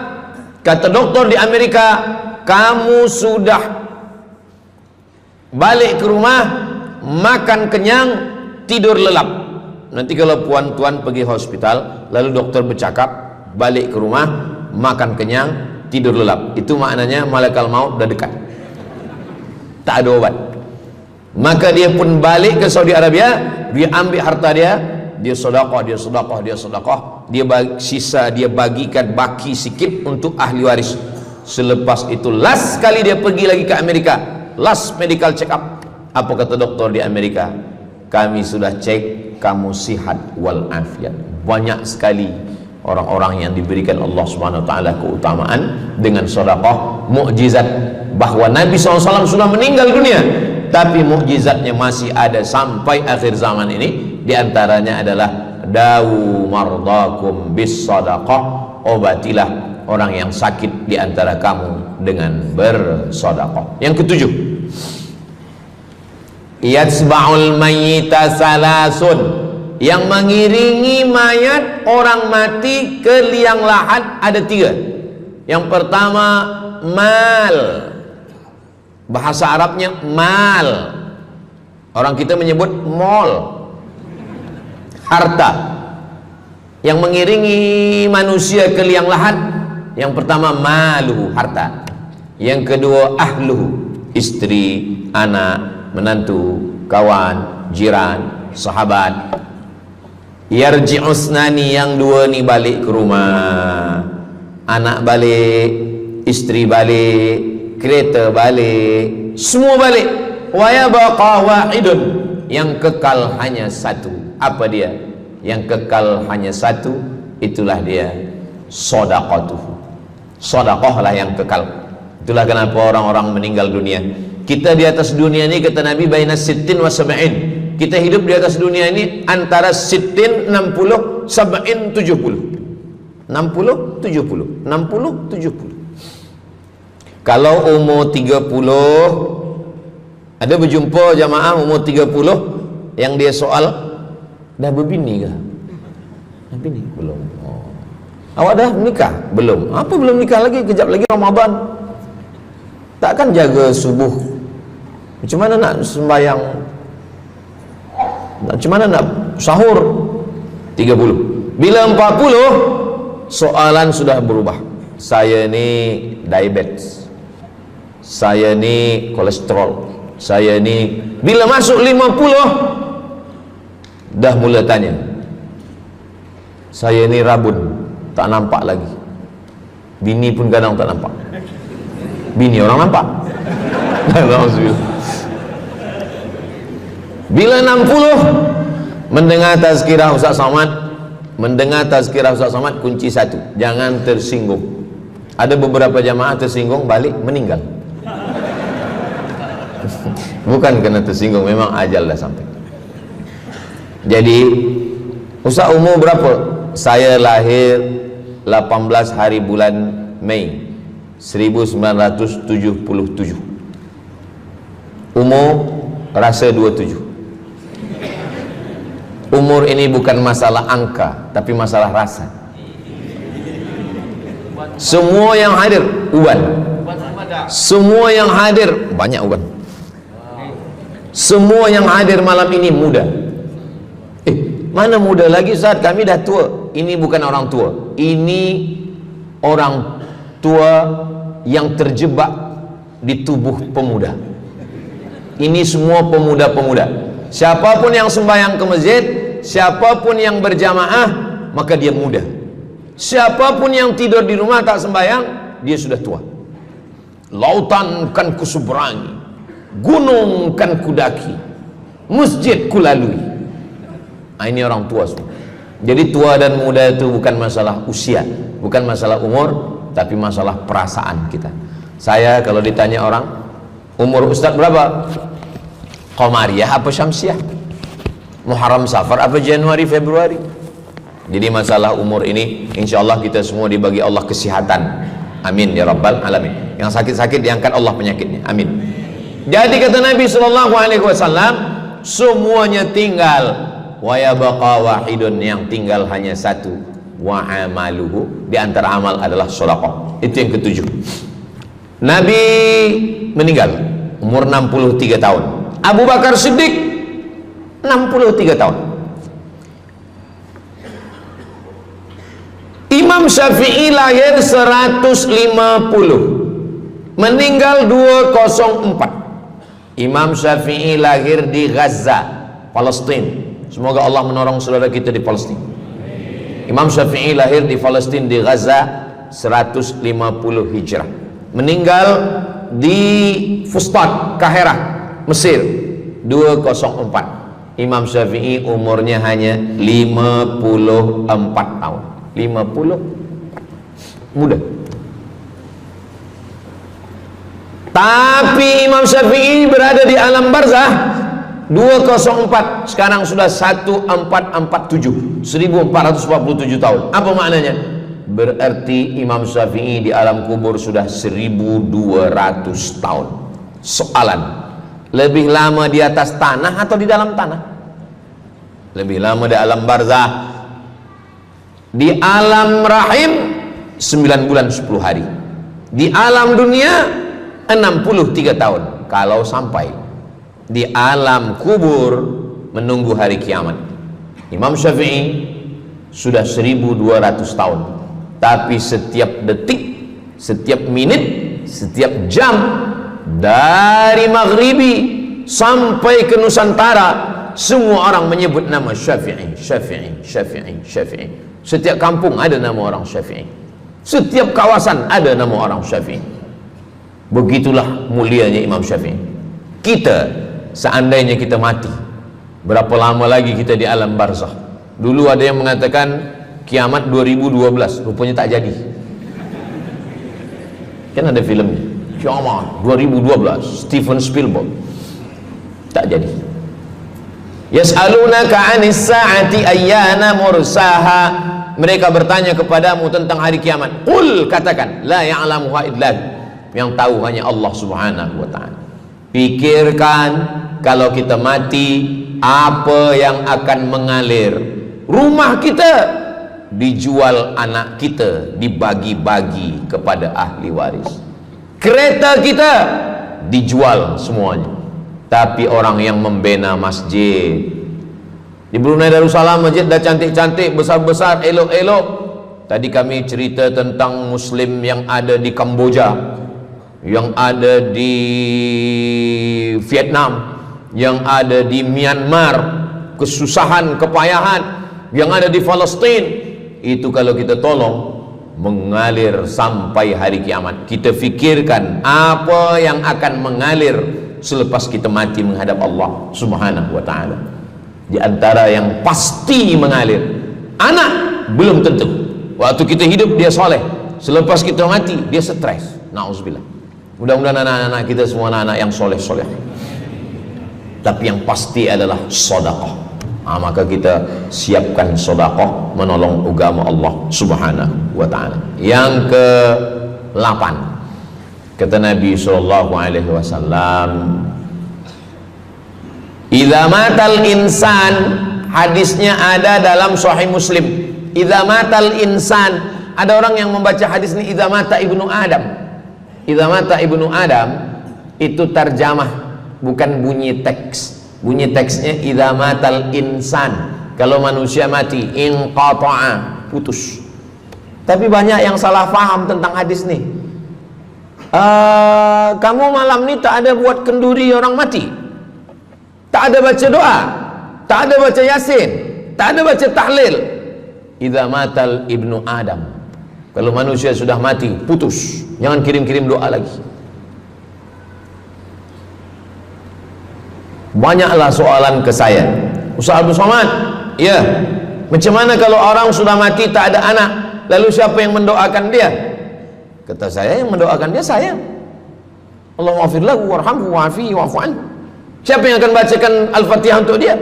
Saya akan bacakan Al-Fatihah. Saya tengok muka dia macam ragu, dia tak percaya Fatihah ini sampai. Siapa yang tak percaya Fatihah sampai, saya tak marah, sebab ni masalah yang ghaib. Siapa yang tak percaya Yasin itu sampai, siapa yang tak percaya Fatihah itu sampai, saya tak marah. Bagi saja nama semua lengkap dengan bin. Nanti bila mati saya kirim. Bila tak sampai, cepat-cepat bagi tahu. Idza matal insan, kalau manusia mati, inqata'a amaluhu, yang putus tu amal dia, amal yang mati itu. Misal ini ada orang mati, namanya Abdul Somad. Jika saya sebut nama lain tersinggung pula. Ada orang mati namanya Abdul Somad. Idza matal insan, kalau Abdul Somad ni mati, inqata'a amaluhu, maka yang putus tu amal dia, amal Abdul Somad ni yang putus. Amal orang Brunei untuk Abdul Somad putus atau tak putus? Tidak putus. Datang berita, mereka tengok di Instagram Abdul Somad, Ustadz Abdul Somad Official. Bagi yang belum follow, cepat follow. Dapat berita Ustadz Somad sudah meninggal. Orang Bandar Seri Begawan, semua orang Brunei mengirimkan Al-Fatihah, mereka sholat ghaib. Sampai apa tak sampai? Sampai. Jadi mana yang putus itu apa maknanya? Amal dia putus, amal orang mati ini putus. Amal orang hidup kepada yang mati tak putus. Saya ulang sekali lagi, yang putus itu amal orang mati. Amal orang mati putus. Apa maksud amal orang mati putus? Kepada muslimin muslimat, sila datang ke masjid yang akan membagi tazkirah almarhum Abdul Somad. Itu putus. Mana boleh tazkirah lagi? Orang mati itu amalnya putus, tapi amal orang hidup untuk orang mati tidak putus. Kalau memang putus, kenapa ada amalnya yang tak putus? Ada amal dia yang tak putus. Ini Abdul Somad mati dia, amal dia semuanya putus, tapi ada amal dia yang tak putus. Pertama, shadaqatun jariyah. Sedekah itu kan amal dia, tak putus. Sedekah dia bina masjid dia, sedekah dia tahfiz Quran. Budak-budak tahfiz Quran itu menghafal Quran, jadi tuan guru, punya murid, punya pondok, maka tak putus. Amal dia tapi tak putus. Yang kedua, ilmun yuntafa'u bih, mengajar dia, diamalkan orang, tak putus. Waladun solihun, anak soleh. Anak soleh itu maksudnya, anak soleh itu kan amal dia. Nah, itu yang banyak orang yang tak paham. Macam mana amal soleh, macam mana amal soleh itu amal kita? Macam mana anak soleh itu amal kita? Kalau istri, mohon maaf, kalau istri awak cuma awak tengok saja, apakah mungkin dia hamil? Nah, itu dah payah betul dah menjelaskan. Maknanya anak kita itu amal kita. Maka kalau kita mati, dia tetap mengalir. Bukan berarti doa orang lain tak sampai. Ini banyak orang salah faham. Selepas orang meninggal, tak usah baca doa lagi, tak usah Allah maafin lahu lagi, tak usah baca Yasin lagi, tak sampai. Maksud putus itu amal orang mati itu putus. Kalaulah putus amal orang hidup kepada orang mati, tak ada salat jenazah. Nanti kalau ada orang mengatakan tak usah baca doa, kita udah putus semua, nanti bila dia mati jangan sembayangkan. Sebab sembahyang jenazah itu kan amal orang hidup untuk orang mati. Allahu Akbar, Allahu Akbar, Al-Fatihah, Allahu Akbar, salawat, Allahu Akbar, Allahumma ighfir lahu warhamhu wa'afihi wa'fu anhu, Allahu Akbar, Allahumma la tahrimna ajrahu wa la taftina ba'dahu waghfir lana wa lahu wa li ikhwanina alladhina sabaquna bil iman wa la taj'al fi qulubina ghillan lil ladzina amanu rabbana innaka ra'ufur rahim. Empat itu sampai, Al-Fatihah sampai, doa sampai, Al-Fatihah sampai, solawat sampai, doa takbir 3 sampai, doa takbir 4 pun sampai. Itu maknanya amal orang hidup sampai, tapi amal orang mati putus. Apakah orang mati itu tetap beramal? Orang mati tetap beramal, tapi katanya putus. Yang putus itu amal wajib. Sholat wajib, tak wajib lagi. Puasa wajib, tak wajib lagi. Adapun amal yang tak wajib, makanya kalau ada suami yang tak mau amal wajib, suruhlah dia mati. Mana dalil ustadz bahwa orang mati tetap beramal?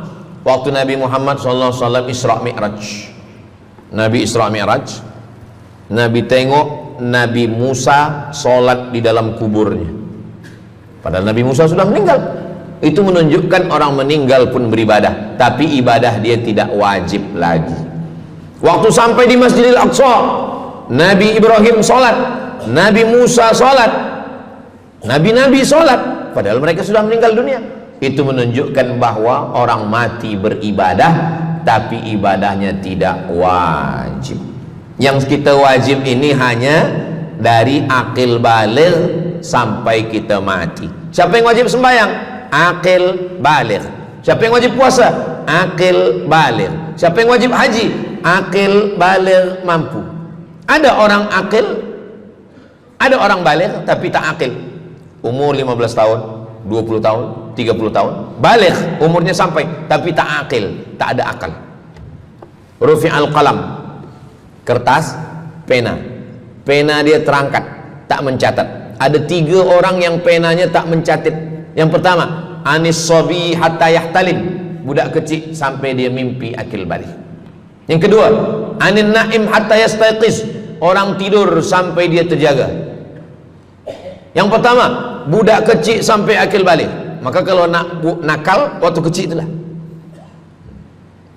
Menyesal saya Ustaz, waktu kecil dulu baik-baik. Yang kedua, anin naim hatta yastayqiz, orang tidur sampai dia jaga tidur. Makanya kalau nak buat dosa waktu tidurlah. Ada seorang suami tidur, selepas itu dia terjaga, dia katakan ke istri dia, Adinda, buah hati belayan jiwa, siang dan malam terbayang-bayang, makan tak kenyang, tidur tak lelap. Abang bermimpi malam tadi. Mimpi apa? Mimpi berbini lagi. Kata istri dia, engkau tidur lagi, mimpi lagi, ceraikan dia. Macam mana nak tidur lagi? Begitulah. Tapi perempuan ini tak ada di Brunei, di kampung saya. Sini baik-baik. Orang tidur, dia tidak boleh dihukum, sebab mimpi kita tak boleh buat-buat. naim hatta estetis, orang tidur sampai dia jaga tidur. Anil majnun hatta yafiq, orang gila sampai sehat. Orang gila tak diambil hukum, tak wajib sembahyang, tak wajib puasa. Itu maka kadang isteri kalau ada lelaki tak sembahyang, abang ni gila ke? Kata, aku tergila-gila dengan kamu sayang. Jadi siapa yang wajib? Macam mana dengan orang yang pikun, hilang ingatan? Hilang ingatan bila dari mula zuhur azan sampai waktu asar habis, ingatan dia hilang, maka dia tak wajib sembahyang. Tapi bila dia ingat sekejap, dia wajib lagi. Itu pula masalahnya Ustaz. Laki saya ni hilang ingatan waktu sembahyang je, lepas tu ingat balik berakal. Kata orang kalau sudah tua kita mengalami namanya demensia. Manusia demensia, amnesia. Amnesia tak ingat apa-apa, semua lupa. Itu maka kita bila nak pergi ke mana-mana guna helmet, sebab bila kepala ni terantuk lupa. Ada kawan saya, dia hafaz Quran 30 juz, ceramah tazkirah ke mana-mana, bawa kereta jatuh. Kata dia banyak ayat-ayat yang hilang, maka aku kalau sembahyang ayat pendek-pendek. Kata saya, bang, di kampung saya dulu kalau ada radio yang dah tua yang rosak, itu biasa kita pukul mau elok balik. Cuba antukkan sekali lagi, kata saya. Kata dia, aku takut kalau aku antukkan Fatihah ni pula hilang. Maka Islam ini datang menjaga 5. Pertama, menjaga akal. Tak boleh minum khamar, tak boleh guna khamar, narkotik. Menjaga diri, tak boleh bunuh diri. Menjaga kehormatan, tak boleh menghina orang. Menjaga agama, tak boleh membawa aliran sesat, ateis, tak percaya, kekafiran. Menjaga harta, tak boleh ada mencuri, tak boleh ada dusta, tak boleh ada akad bohong, tak boleh ada tipu, tak boleh ada gharar, tak boleh ada zulm, tak boleh ada ghish. Man ghasyana falaysa minna, siapa yang menipu kami maka dia bukan golongan kami. Jadi berdasarkan 8 keutamaan ini, kalau ingat 8-8-nya alhamdulillah. Tak ingat 8, ingat 7, ingat 6, ingat 5, ingat 4, ingat 3, ingat 2, ingat 1. Satu pun tak ingat, innalillah. Tapi insyaAllah kita boleh ingat semua. Sebab apa? Sebab tazkirah malam ini direkodkan, nanti boleh ditonton ulang di channel Ustaz Abdul Somad Official. Jangan lupa subscribe, like, share and comment. Jamaah yang dimuliakan Allah Subhanahu Wa Taala, tadi saya mula pukul 8.15, sekarang sudah pukul 8.10. Jadi saya di mana-mana tazkirah memanglah 60 menit, 600 ml, tapi rupanya botolnya kecil. Jadi sebenarnya setengah jam pun cukup. Jadi dari 8 tadi itu semua membagi kita semangat. Kalau ada orang yang mengatakan Islam ini agama yang menyuruh kita tak usahlah berniaga, tak usahlah bertanam kelapa sawit, tak usahlah bertanam kelapa, tak usahlah buka ikan, tak usahlah bertani. Sesungguhnya Islam ini agama yang menyuruh kita berusaha. Masuk masjid, Allah maftahli abwaba rahmatik. Keluar masjid, Allahumma inni as'aluka min fadlik. Kenapa keluar masjid minta rezeki? Sebab peniaga, pedagang, bisnismen dapat duit, duitnya bukan untuk dunia, duitnya untuk akhirat. Jadi kalau ada orang mengatakan kereta tak dibawa mati, siapa kata kereta tak dibawa mati? Kereta boleh dibawa mati. Kereta yang macam mana? Kereta wakaf. Ada kereta 10 wakafkan untuk tahfiz Quran. Masa emak saya meninggal, berpesan dia, nanti kalau aku mati, tolong kuburkan aku di samping makam ayahku. Dari tempat saya, rumah saya ke kampung mak saya jauh, 10 jam naik kereta. Hospital tak nak bagi kereta ambulan. Maka selepas itu saya azam dalam diri saya, nanti kalau ada duit, kita buatkan kereta wakaf ambulan. Siapapun saja yang sakit meninggal, free.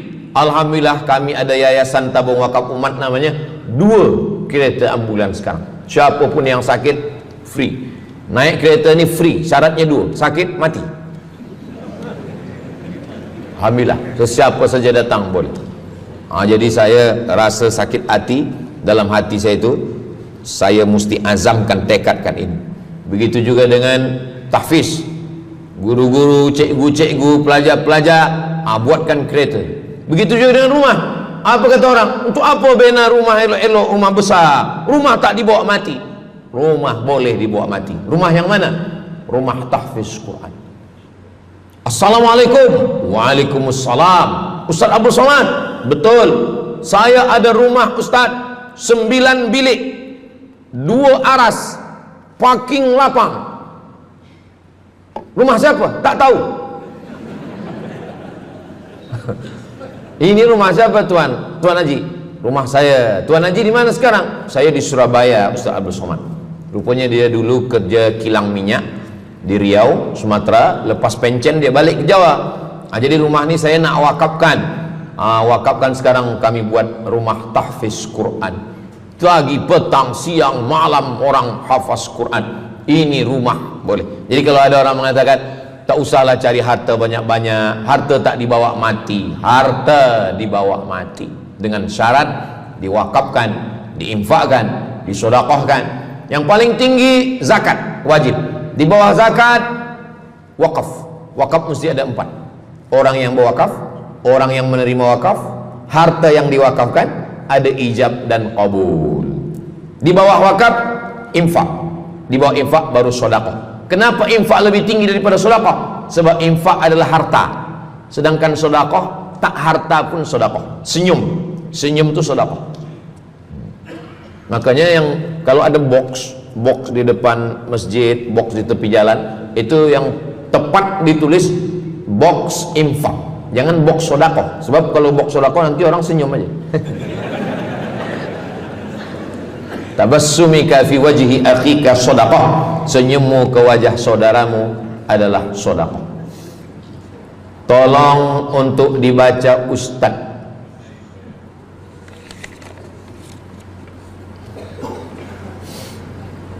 Seorang hamba yang ketika jahiliyah pernah mengambil hak orang dengan mengambil persen daripada uang infak. Setelah dia menyadari akan salahnya, dia bertaubat dan ingin mengembalikan hak tersebut. Masalahnya dia tidak mengetahui berapa dan ke siapa dibalikkan. Kalau kita termakan terpakai duit yang kita tak tahu entah punya siapa, cuba ingat-ingat. Memang kalau masalah ini kadang kita lupa memang. Coba ingat tahun berapa. Sebab duit RM1 tahun 80 dengan 2025 tak sama nilainya, sebab ada inflasi ekonomi. Jadi coba ingat, tengok dengan harga emas. Tahun 80 berapa 1 gram emas? Tahun 2025 berapa? Maka dihitungnya ke emas, bukan ke dolar, tapi kepada emas. Nah, selepas kita dapat harga emas, lalu kita balikkan. Misalkan tahun 80 100 ringgit itu 1, 2, 3 gram. Maka yang sekarang kita tidak balikkan 100 ringgit, tapi kita balikkan sekarang 2025 dengan 3 gram emas. Berapa harga 3 gram emas? Lepas itu kita balikkan. Kalau kita tak tahu orangnya di mana, anak cucunya, ahli warisnya tak tahu, maka kita serahkan kepada masalih ammah. Masalih ammah artinya kepentingan umum. Pendidikan tahfiz Quran, sekolah, tempat anak yatim, tempat duafa fakir miskin, ke masjid boleh. Tapi kalau kita bawa duit haram, duit tak jelas, kita serahkan saja. Datang, tuan guru bagi dah. Jangan sebut pula, tuan guru ni ada beberapa duit haram saya nak bagi ni. Serahkan. Begitu juga dengan orang yang menyimpan uang di bank yang bukan Islamic bank. Syukran, jazakumullah khair. Lalu kemudian dia duduk di negeri yang tak Islam, lalu kemudian dia letakkan di bank yang tak Islamik. Maka duit ini ada ada fawaid, ada bunganya. Riba haram. Kalau dia simpan di rumah, dia takut hilang. Duit ini tak boleh dia makan, tak boleh dia belikan ke pakaian, tak boleh dia bagikan ke orang lain, maka dia serahkan kepada masalih ammah. Begitu kata Syekh Yusuf Al-Qardawi dalam kitab judulnya Fatawa Mu'asirah, fatwa-fatwa kontemporer, fatwa modern. Jadi masalih ammah, kepentingan umum, bukan untuk diri sendiri. Orang terhalang doanya sebab 3. Mat'amuhu haram, makanannya haram. Masyrabuhu haram, minumannya haram. Malbasuhu haram, pakaiannya haram. Wadhiya bil haram, dibagi makan haram. Jadi kalau kita selamatkan, insya Allah Allah pun menyelamatkan kita semua. Mudah-mudahan Allah bagi kita, anak cucu kita rezeki, supaya kita boleh mengamalkan pintu sedekah ini. Salah satu pintu surga ada namanya babus sedekah. Orang yang masuk surga melalui pintu karena banyak bersedekah. Apakah orang mati itu tetap beramal? Orang mati tetap beramal, tapi katanya putus. Yang putus itu amal wajib. Sholat wajib, tak wajib lagi. Puasa wajib, tak wajib lagi. Adapun amal yang tak wajib, makanya kalau ada suami yang tak mau amal wajib, suruhlah dia mati. Mana dalil Ustadz bahwa orang mati tetap beramal? Waktu Nabi Muhammad SAW Isra Mi'raj, Nabi Isra Mi'raj, Nabi tengok Nabi Musa sholat di dalam kuburnya. Padahal Nabi Musa sudah meninggal. Itu menunjukkan orang meninggal pun beribadah, tapi ibadah dia tidak wajib lagi. Waktu sampai di Masjidil Aqsa, Nabi Ibrahim sholat, Nabi Musa sholat, Nabi-Nabi sholat, padahal mereka sudah meninggal dunia. Itu menunjukkan bahwa orang mati beribadah, tapi ibadahnya tidak wajib. Yang kita wajib ini hanya dari akil baligh sampai kita mati. Siapa yang wajib sembahyang? Akil baligh. Siapa yang wajib puasa? Akil baligh. Siapa yang wajib haji? Akil baligh mampu. Ada orang akil, ada orang baligh tapi tak akil. Umur 15 tahun, 20 tahun, 30 tahun, baligh, umurnya sampai, tapi tak akil, tak ada akal. Rufi'al qalam, kertas, pena. Pena dia terangkat, tak mencatat. Ada 3 orang yang penanya tak mencatat. Yang pertama, anis sobi hatta yahtalim, budak kecil sampai dia mimpi akil balik. Yang kedua, anin naim hatta yastayqiz, orang tidur sampai dia terjaga. Yang pertama, budak kecil sampai akil balik. Maka kalau nak nakal waktu kecil itulah. Menyesal saya Ustaz, waktu kecil dulu baik-baik. Yang kedua, anin naim hatta yastayqiz, orang tidur sampai dia jaga tidur. Makanya kalau nak buat dosa waktu tidur.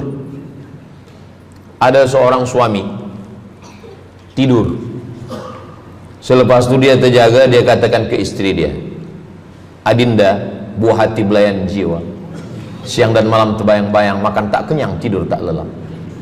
Abang bermimpi malam tadi. Mimpi apa? Mimpi berbini lagi. Kata istri dia, engkau tidur lagi, mimpi lagi, ceraikan dia.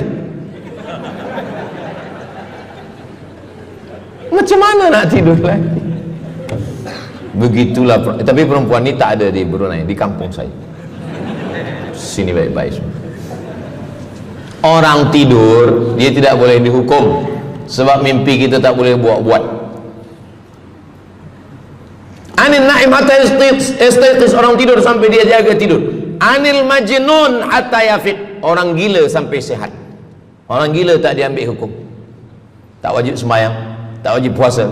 Itu maka kadang isteri kalau ada lelaki tak sembahyang, abang ni gila ke? Kata, aku tergila-gila dengan kamu sayang. Jadi siapa yang wajib? Macam mana dengan orang yang pikun, hilang ingatan? Hilang ingatan bila dari mula zuhur azan sampai waktu asar habis, ingatan dia hilang, maka dia tak wajib sembahyang. Tapi bila dia ingat sekejap, dia wajib lagi. Itu pula masalahnya Ustaz. Laki saya ni hilang ingatan waktu sembahyang je. Lepas tu ingat balik. baligh, berakal. Kata orang, kalau sudah tua kita mengalami namanya demensia. Manusia, demensia, amnesia. Amnesia tak ingat apa-apa, semua lupa. Itu maka kita bila nak pergi kemana-mana guna helmet, sebab bila kepala ni terantuk lupa. Ada kawan saya, dia hafaz Quran 30 juz, ceramah tazkirah kemana-mana, bawa kereta jatuh. Kata dia banyak ayat-ayat yang hilang, maka aku kalau sembahyang ayat pendek-pendek. Kata saya, bang, di kampung saya dulu kalau ada radio yang dah tua yang rosak, itu biasa kita pukul mau elok balik. Cuba antukkan sekali lagi, kata saya. Kata dia, aku takut kalau aku antukkan Fatihah ni pula hilang. Maka Islam ini datang menjaga 5. Pertama, menjaga akal. Tak boleh minum khamar, tak boleh guna khamar, narkotik. Menjaga diri, tak boleh bunuh diri. Menjaga kehormatan, tak boleh menghina orang. Menjaga agama, tak boleh membawa aliran sesat, ateis, tak percaya, kekafiran. Menjaga harta, tak boleh ada mencuri, tak boleh ada dusta, tak boleh ada akad bohong, tak boleh ada tipu, tak boleh ada gharar, tak boleh ada zulm, tak boleh ada ghish. Man ghasyana falaysa minna. Siapa yang menipu kami, maka dia bukan golongan kami.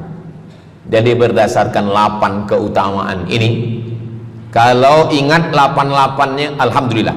Tak ingat 8, ingat 7, ingat 6, ingat 5, ingat 4, ingat 3, ingat 2, ingat 1. Satu pun tak ingat, innalillah. Tapi insyaAllah kita boleh ingat semua. Sebab apa? Sebab tazkirah malam ini direkodkan. Nanti boleh ditonton ulang di channel Ustaz Abdul Somad Official. Jangan lupa subscribe, like, share, and comment. Jamaah yang dimuliakan Allah Subhanahu Wa Taala, tadi saya mula pukul 8.15, sekarang sudah pukul 8.10. Jadi saya di mana-mana tazkirah memanglah 60 menit, 600 ml. Tapi rupanya botolnya kecil. Jadi sebenarnya setengah jam pun cukup. Jadi dari 8 tadi itu semua membagi kita semangat. Kalau ada orang yang mengatakan Islam ini agama yang menyuruh kita tak usahlah berniaga, tak usahlah bertanam kelapa sawit, tak usahlah bertanam kelapa, tak usahlah buka ikan, tak usahlah bertani. Sesungguhnya Islam ini agama yang menyuruh kita berusaha. Masuk masjid, Allah maftah li abwaba rahmatik. Keluar masjid, Allahumma inni as'aluka min fadlik. Kenapa keluar masjid minta rezeki? Sebab peniaga, pedagang, bisnismen dapat duit, duitnya bukan untuk dunia, duitnya untuk akhirat. Jadi kalau ada orang mengatakan kereta tak dibawa mati, siapa kata kereta tak dibawa mati? Kereta boleh dibawa mati. Kereta yang macam mana? Kereta wakaf. Ada kereta 10, wakafkan untuk tahfiz Quran. Masa mak saya meninggal, berpesan dia, nanti kalau aku mati, tolong kuburkan aku di samping makam ayahku. Dari tempat saya, rumah saya ke kampung mak saya jauh, 10 jam naik kereta. Hospital tak nak bagi kereta ambulan. Maka selepas itu saya azam dalam diri saya, nanti kalau ada duit, kita buatkan kereta wakaf ambulan. Siapapun saja yang sakit meninggal, free. Alhamdulillah kami ada yayasan tabung wakaf umat namanya, 2 kereta ambulan sekarang. Siapapun yang sakit free. Naik kereta ni free, syaratnya 2, sakit mati. Alhamdulillah, sesiapa saja datang boleh. Jadi saya rasa sakit hati dalam hati saya itu, saya mesti azamkan, tekadkan ini. Begitu juga dengan tahfiz, guru-guru, cikgu-cikgu, pelajar-pelajar, buatkan kereta. Begitu juga dengan rumah. Apa kata orang? Untuk apa bina rumah elok-elok, rumah besar? Rumah tak dibawa mati. Rumah boleh dibawa mati. Rumah yang mana? Rumah tahfiz Quran. Assalamualaikum. Waalaikumsalam.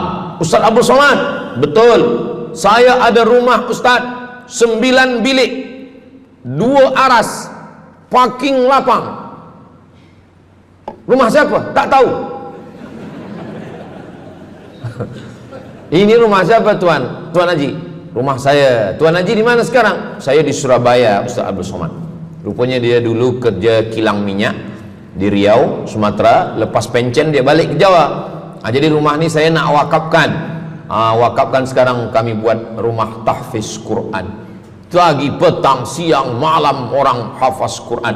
Ini rumah boleh. Jadi kalau ada orang mengatakan tak usahlah cari harta banyak-banyak, harta tak dibawa mati. Harta dibawa mati dengan syarat diwakafkan, diinfakkan, disedekahkan. Yang paling tinggi zakat wajib. Di bawah zakat wakaf. Wakaf mesti ada 4. Orang yang berwakaf, orang yang menerima wakaf, harta yang diwakafkan, ada ijab dan qabul. Di bawah wakaf infak. Di bawah infak baru sedekah. Kenapa infak lebih tinggi daripada sedekah? Sebab infak adalah harta, sedangkan sedekah tak harta pun sedekah. Senyum itu sedekah. Makanya yang kalau ada box di depan masjid, box di tepi jalan, itu yang tepat ditulis box infak, jangan box sedekah. Sebab kalau box sedekah nanti orang senyum aja. Tabassumika fi wajhi akhika sedekah. Senyummu ke wajah saudaramu adalah sedekah. Tolong untuk dibaca Ustaz.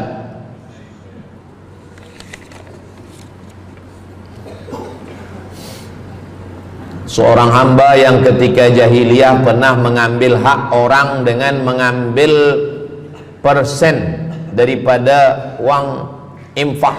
Setelah dia menyadari akan salahnya, dia bertaubat dan ingin mengembalikan hak tersebut. Masalahnya dia tidak mengetahui berapa dan ke siapa dibalikkan. Kalau kita termakan terpakai duit yang kita tak tahu entah punya siapa, cuba ingat-ingat. Memang kalau masalah ini kadang kita lupa memang. Coba ingat tahun berapa. Sebab duit RM1 tahun 80 dengan 2025 tak sama nilainya, sebab ada inflasi ekonomi. Jadi coba ingat, tengok dengan harga emas. Tahun 80 berapa 1 gram emas, tahun 2025 berapa. Maka dihitungnya ke emas, bukan ke dolar, tapi kepada emas. Nah, selepas kita dapat harga emas, lalu kita balikkan. Misalkan tahun 80 100 ringgit itu 3 gram. Maka yang sekarang kita tidak balikkan 100 ringgit, tapi kita balikkan sekarang 2025 dengan 3 gram emas. Berapa harga 3 gram emas? Lepas itu kita balikkan. Kalau kita tak tahu orangnya di mana, anak cucunya, ahli warisnya tak tahu, maka kita serahkan kepada masalih ammah. Masalih ammah artinya kepentingan umum. Pendidikan tahfiz Quran, sekolah, tempat anak yatim, tempat duafa fakir miskin, ke masjid boleh. Tapi kalau kita bawa duit haram, duit tak jelas, kita serahkan saja. Datang, tuan guru bagi dah. Jangan sebut pula tuan guru ni ada beberapa duit haram saya nak bagi ni. Serahkan saja. Begitu juga dengan orang yang menyimpan uang di bank yang bukan Islamic bank. Syukran, jazakumullah khair. Lalu kemudian dia duduk di negeri yang tak Islam, lalu kemudian dia letakkan di bank yang tak Islamik. Maka duit ini ada fawaid, ada bunganya. Riba, haram. Kalau dia simpan di rumah, dia takut hilang. Duit ini tak boleh dia makan, tak boleh dia belikan ke pakaian, tak boleh dia bagikan ke orang lain. Maka dia serahkan kepada masalih ammah. Begitu kata Syekh Yusuf Al-Qardawi dalam kitab judulnya Fatawa Mu'asirah, fatwa-fatwa kontemporer, fatwa modern. Jadi masalih ammah, kepentingan umum, bukan untuk diri sendiri. Orang terhalang doanya sebab 3. Mat'amuhu haram, makanannya haram. Masyrabuhu haram, minumannya haram. Malbasuhu haram, pakaiannya haram. Wadhiya bil haram, dibagi makan haram. Jadi kalau kita selamatkan, insyaallah Allah pun menyelamatkan kita semua. Mudah-mudahan Allah bagi kita, anak cucu kita rezeki, supaya kita boleh mengamalkan pintu sedekah ini. Salah satu pintu surga ada namanya babus sedekah.